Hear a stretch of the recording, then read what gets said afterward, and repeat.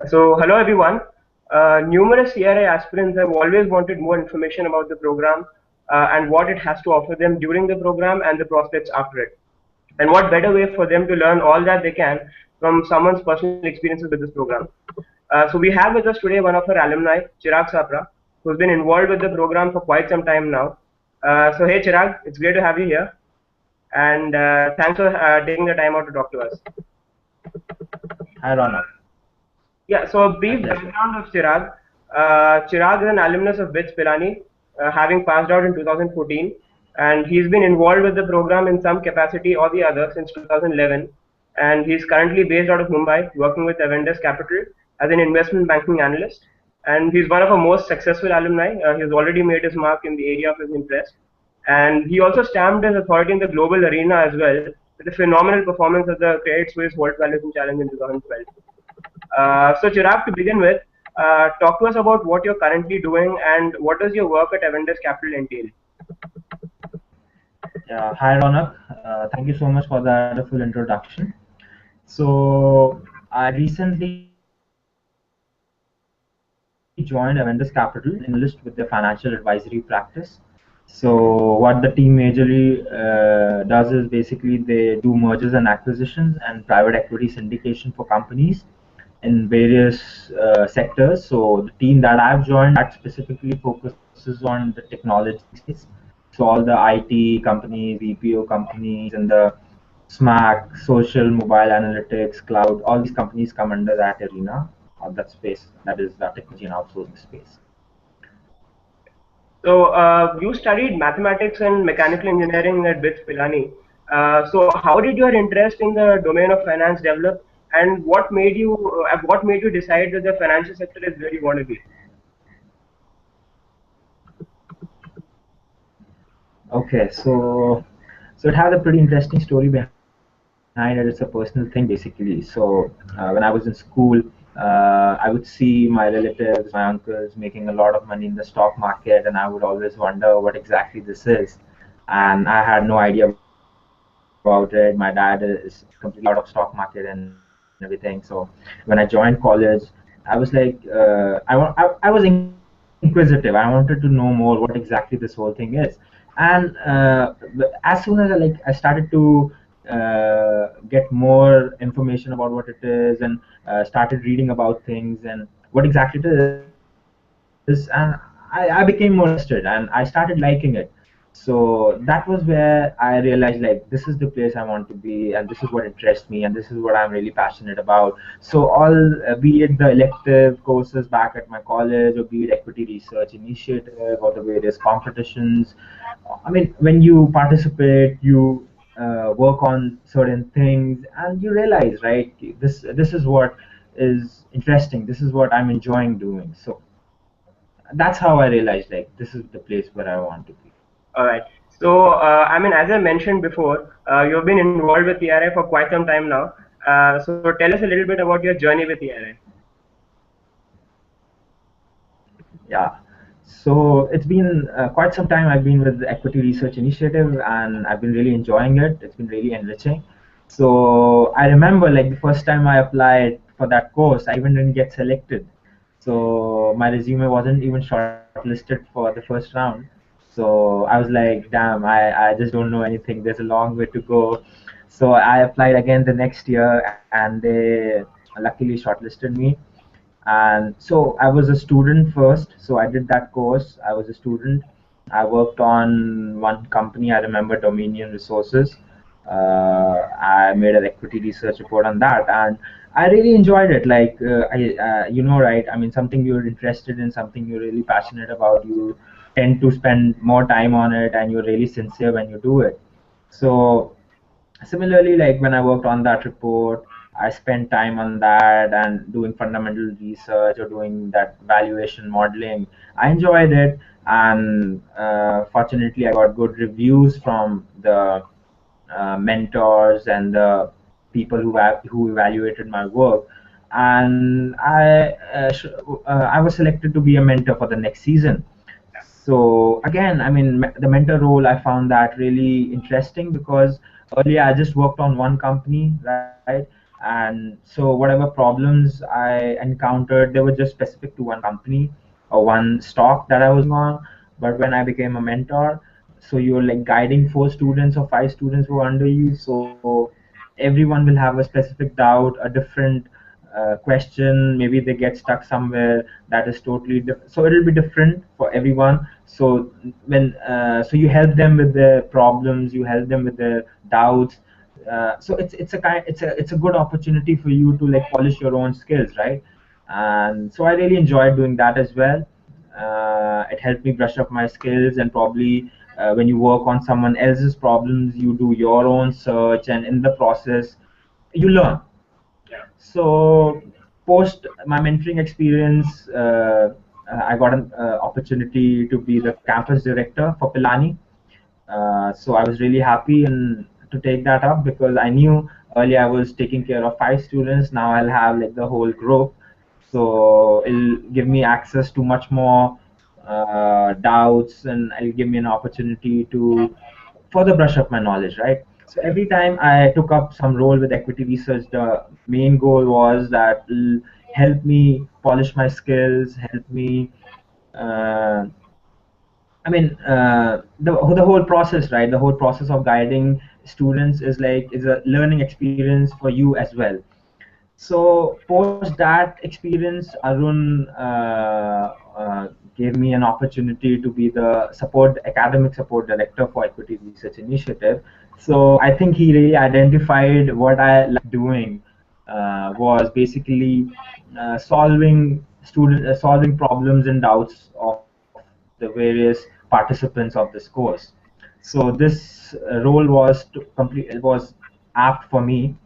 And yeah, so that's pretty much. So right now as well, again, I'm like, I try, it's the work is really hectic here, but I still love to cater to the doubts and problems that students have, because it's a that problem solving thing, I really enjoy that.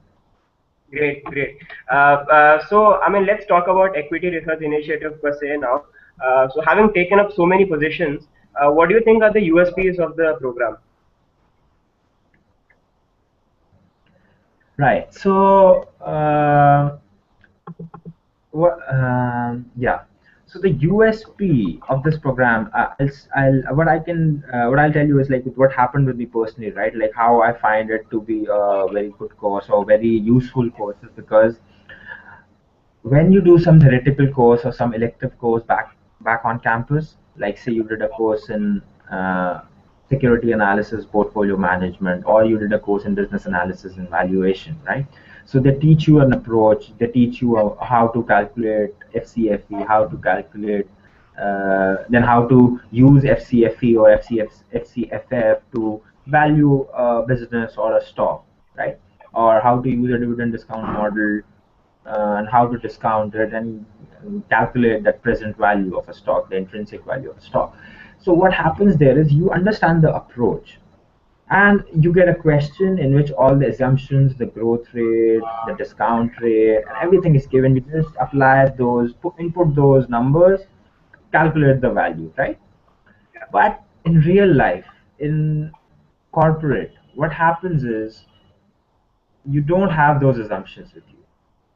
Okay, just I'll just give you an example. Say, for example, there's a stock, say Tata Motors. Let's say one brokerage, Goldman Sachs, is giving it a buy rating. Morgan Stanley or Credit Suisse is giving it a sell rating. Now, both of them have used a dividend discounting model, right? So why is there a difference in the ratings? So that this is where those things come in, right? Both of them have probably different growth rate estimates. They've used different discount rate. Okay, they've used a different growth stage model, maybe. Okay, so this is where you develop that acumen, that insight. So when you actually work on a real company, you just have those annual reports, you just have those analysts, okay? And from all those data sources, you have to figure out what growth rate will be apt for this company, what growth rate, what discount rate you should use, what WAC should you use, okay? So all those inputs, all those data inputs, all those assumptions that are given to you in a theoretical course exam, They are not there in a real life situation. So you have to make assumptions for that. I mean, you have to get data from various sources and make a reasonable assumption. So this opportunity Equity Research Initiative gives you when they ask you to work on a real equity research report on a real company, on a real stock, right? So you don't have any assumptions, you don't have any inputs given to you. You just know the company. You Google up, you went to the website, you check various years annual reports, you check various analyst call transcripts, and figure out what growth stage company might be, how many years are there with the company when it will be growing at a higher rate than the industry, or when the growth rate will go flat. So all those assumptions, this is what corporates, even corporates look for, right? This is so when you apply for jobs, they don't want to see that you've done 5 courses, because this is where it gets different, right? There's a big difference between the theoretical aspect of finance and practical aspect of finance. And I think uh, this gap Equity Research Initiative does it really well. So I think that's the USP of Equity Research Initiative, that it's giving you an opportunity to work on a real company under the guidance of mentors. So if you have any problems, you can readily approach them. They'll help you out. They'll guide you throughout the process of making a complete equity research report, which will involve fundamental analysis, ratio analysis, valuation, all the key aspects of financial modeling, or whatever you want to call it. So when you actually work on that, that's when you develop that insight, or that acumen that these people are looking for when they take you for jobs. Yeah. Do you think if there is any correlation between the knowledge you have gained doing ERI and your financial industry experiences, and how do you think ERI actually helped you? Yeah, so obviously that's what I meant when I said that, because if you apply for any jobs, say in the banking space or equity research space, you're all, let's say for example, let's take equity research, which is the kind we're talking about here. So 70% of your time is spent into financial modeling, and 30% of your time is spent in writing reports. Okay, so you need to be real, you need to have like very good Excel modeling skills. Okay, and you need to have very good writing skills. This is, I'm talking about specifically about equity research rules, right? So in equity research, what do we do? That's what I was talking about. It gives you a very good opportunity to analyze from scratch. Okay, develop your insights, build your insights, put them up, consolidate it, and write a very good report. And that's what our submission is. That's what our final submission is, that you make a final equity research report. So your Excel modeling skills are being tested, because when you value a company using that dividend discount model or whatever model that you want to use, your ratio analysis skills are being tested when you do a comparative analysis, intercompany analysis, or trend analysis. And how do you analyze a business? How do you analyze an industry? The Porter's five forces, SWOT analysis, key business drivers, etc., that you cover in the fundamental analysis. So for that, you have to do a lot of data searching, right? You have to Google up, you have to look through so many years of annual reports. So these people in the finance industry, they really want people who can do that much of work, put in that much effort to get that data. Okay, I agree, you have all those data sources, Bloomberg, Thomson One, Capital IQ, everything. But then there are discrepancies sometimes. You have to go to that specific year annual report to get some quarter number that might not be available somewhere else, right? So they want to see, they expect that, especially from analysts, that you are ready to put in that much effort. So unless you have done that before, you won't be able to do it like in the first go, right? Fine, they'll have to train you, and you might not be that comfortable doing it. But once you do, like for example, I had done here, I know how the data is taken from where, what all sources I can access data, and it gives you a sense of what exactly you'll be expected to do in when you join. a corporate, right? So if you like doing that, please go ahead. If you don't like doing all that data searching and data number crunching, you get a signal that fine, from outside you think this is what interests you, but if you're actually doing it, you realize, no man, this is not the place for me. So again, it's a reality check. It's an opportunity for you to do a reality check for yourself. Yeah. So how much effect did this program have in your winning the Credit Suisse World Valuation Challenge?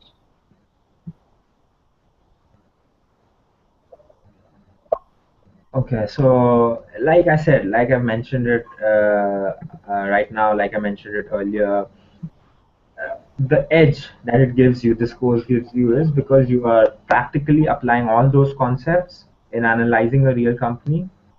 So this benefit, I mean, a lot of students will have, if they are into some management schools. Okay, they get those projects. Their projects are related to working on real companies, doing, making those reports and everything, right? But being from an engineering background, being from a technical school where we don't, first of all, don't have those many courses. If you have, then obviously those courses are not that full-fledged, where you will be given some actual hands-on experience to work on some little company or do some real financial modeling, right? So this is what equity research gave me, like this opportunity that I got from equity research initiative to actually apply those skills and see how all those things are done in real life, is what helped me, I would say, to apply those skills again while working on those videos or whatever for that credit threshold valuation challenge. So yeah, this is the benefit that you get, and that's how you, I mean, it's all a process. You can't just say like how it helped you. It's like the process of learning. It's the process of applying those skills to work on that report, that whole 6 week thing, and all those things that you learn in those 6 weeks collectively, they help you in some way when you're working on, say, some other case study for, or some report, or some analysis that you're doing on. You know that how, what the structure is, how to approach the whole thing, right? So that's what helped me. Okay. So let's just wrap it up here. What would your advice be to the numerous ERA aspirants? All the numerous ERA aspirants. Okay. So what I'll say is, like, a lot of ERI aspirants who will be there. They would be genuinely interested in finance. This is what I'm assuming. So my first advice would be like something that you're really interested in and really passionate about. You should put in 200% of yourself, because fine, there are a lot of things that you work on and you're not interested, and you always have an excuse that fine, I'm not interested in it. Why should I spend so much time on it? But if there's something that you're really interested in and really passionate about, you should put in like, you should be really sincere when you're working on it, and like put in as much efforts you can, because this is one thing that a lot of people out there who are hiring, they look for. Because actual corporate life, you have to put in like 15, 16, 17, 20 hours a day when you're working, and they know they can't expect that much from a person who's just not interested, right? So if you are like genuinely interested, you should be willing to put in that much time. And this is my personal observation, like for all those years that I've been involved in equity research. Like when people work on their presentations, their reports, they just don't put in time on making it aesthetically presentable, to review the whole slide, the whole presentation or the report that they worked on. So this is one thing that I've realized. I mean, I've just joined, but in the last 3 4 weeks, I've realized that a lot of attention is paid on how you put things in a presentation, how the slide looks, how are the charts, the graphs, how are they looking, how are they going with the full storyline of the presentation. I mean, these are very small things that we think, who cares about this? But people care. Your bosses will care about it. It really matters a lot. So again, equity research initiative is giving you that opportunity to like improve your presentation skills, work on uh, the models that you're working on, do a full-fledged research, do a full-fledged analysis. Just don't do it in haste. put in time, and whatever you're presenting, you should like you're going to present it. I mean, you should work as if you're going to present it to a client, say a billion-dollar company tomorrow. They're going to be your client, so it's a client meeting. You're going to pitch them. You just don't want single errors. That's the level of accuracy, and that's the level of expectation. That's what your seniors or people in the corporate expect from you. So I mean, it's not about what's there in the presentation. Nobody's going to read it until and unless it's appealing, right? It's concise, it's to the point, it has a lot of charts, graphs, everything, and it's like, so it's graphically appealing, right? So Ronak, are you there? Hello? Hello?